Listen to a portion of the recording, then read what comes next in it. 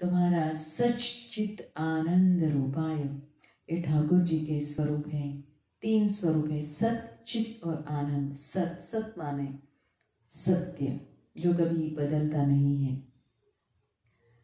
ठाकुर जी कभी नहीं बदलते हैं, हम बदलते रहते हैं। ये सृष्टि परिवर्तन होती रहती है, क्योंकि सृष्टि का स्वभाव ही है परिवर्तन होना।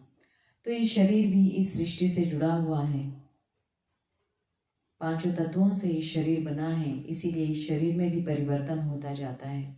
बचपन से जवान होकर जब बूढ़े हो जाते हैं तो शरीर में तो परिवर्तन होता ही रहता है।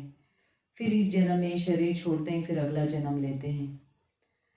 लेकिन भगवान ठाकुर जी जो ऐसे हैं, जो कभी बदलते नहीं, जो हमेशा हमेशा एक समान ही रहते हैं। जब हम पिछले जन्म में थे तब भी वो हमारे साथ थे, अभी हम इस जन्म में हैं तब भी वो हमारे साथ हैं, हम जब चले जाएंगे तब भी वो रहेंगे, और हम जब अगले जन्म में आएंगे तब भी हम इसी तरह ठाकुर जी को याद करते रहेंगे, क्योंकि वो सत्य है जो कभी परिवर्तन नहीं होता है, जो कभी बदलता नहीं है। और हम बचपन से बड़े होने तक, बूढ़े होने तक, वृद्ध होने तक बदल जाते हैं।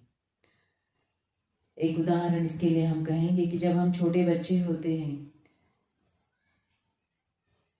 तो बुद्धि भी छोटी होती है। उस समय हमारी दुनिया बहुत छोटी होती है, माता पिता और खेल खिलौने। लेकिन जब बड़े बनते हैं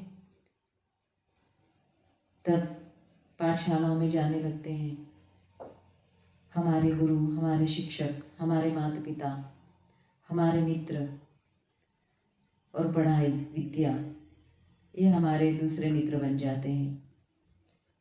ये हमारी दूसरी जिंदगी शुरू होती है।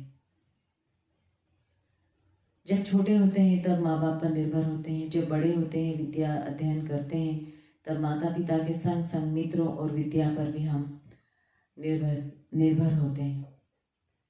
जब बड़े हो जाते हैं, पढ़ लिख जाते हैं, तो कमाई करने लगते हैं, तो पैसों पर निर्भर होते हैं, कमाई पर निर्भर होते हैं। फिर जब वृद्ध होते हैं तो कहते हैं कि चलो अब कुछ नहीं रहा, जो कमाना था कमा लिया, जो करना था कर लिया, अब जिंदगी बीत गई, चलो अभी भगवान की शरण में जाते हैं।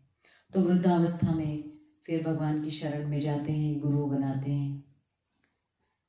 तो हमारे इस तरह से आधार बदलते